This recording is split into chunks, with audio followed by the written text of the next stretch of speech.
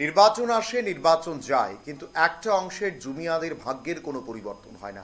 নির্বাচনের সময় বিভিন্ন দলের নেতা কর্মীদের অত্যন্ত আদরের পাত্র হয়ে গেলেও নির্বাচনের পরে যখন নির্বাচনের পর্ব মিটে যায় তখন জুমিয়াদের খোঁজ খবর আর কেউ রাখেন না, এমনটাই বিভিন্ন এলাকার জুমিয়াদের অভিযোগ। বেশ কিছু এলাকা রয়েছে যেখানে সাধারণত জুম চাষ করে সংসার পরিচালনা করে থাকেন একটা বিরাট অংশের মানুষ, কিন্তু প্রকৃতি বিমুখ হলেই তাদের অর্থনৈতিক সংকটেও যে অন্ত থাকে না তা বলাই বাহুল্য। তেলিয়ামুড়া মহকুমার অন্তর্গত মুঙ্গিয়াকামি আরডি ব্লকের অধীন প্রত্যন্ত এলাকাগুলোর মধ্যে অন্যতম নোনাছড়া এডিসি ভিলেজের প্রজা বাহাদুর মলসুমপাড়া এলাকায় বসবাসরত গিরিবাসীদের আয় উপার্জনের মাধ্যম হল জুম চাষ। আসাম আগরতলা জাতীয় সড়কের চাকমাঘাট থেকে দীর্ঘ পাহাড়ি চড়াই উতরাই পথ পাড়ি দিয়ে পৌঁছতে হয় এই প্রজা বাহাদুর মলসুমপাড়া এলাকাটিতে প্রায় ৬০ পরিবারের বসবাস, যার বেশিরভাগই জুমিয়া।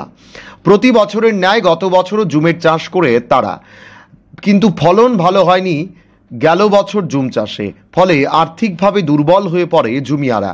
বাধ্য হয়ে বিকল্প পথ খোঁজার চেষ্টা করছেন তারা, কিন্তু দুর্গম অঞ্চল হওয়ায় এলাকায় বেশি কাজও থাকে না সব সময়, আর সমতল এলাকায় আসতেও অনেক টাকা ভাড়া দিতে হয় তাদের।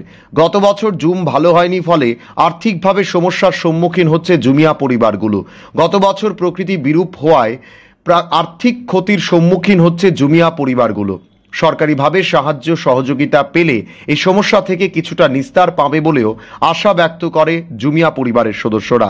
আমরা তো ওই বৃষ্টি নাই লাগে ওখানেই না লাগাই বৈশাখ মাস।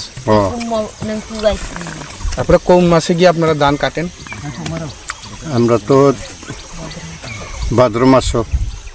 আচ্ছা, গত বছর কি রকম জুমের ফসল পাইছেন আপনারা? পাইছে না, তো এই বৃষ্টির লাগে বৃষ্টি হয়েছে না, পরে না ওই গেছে, তো ধান তাড়াতাড়ি লাগাইতে পারে না, ওই লাগিয়া ফসল কম। তো এখানে কত পরিবার আছে? এখানে এই ৬০ পরিবার। এই জায়গার নাম কি? নোনাছড়া। জুমের থেকে আপনার কি কি ফসল পান? ধান ছাড়া আর কি কি ফসল আপনার? ধান পাই, হলে বেগুন পাই, মরিচ পাই, তিল পাই,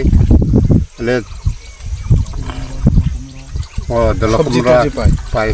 আচ্ছা, আপনারা প্রজা বাহাদুর গ্রামে ৬০ পরিবার সবাই কি জুম চাষের উপরই খায় নাকি?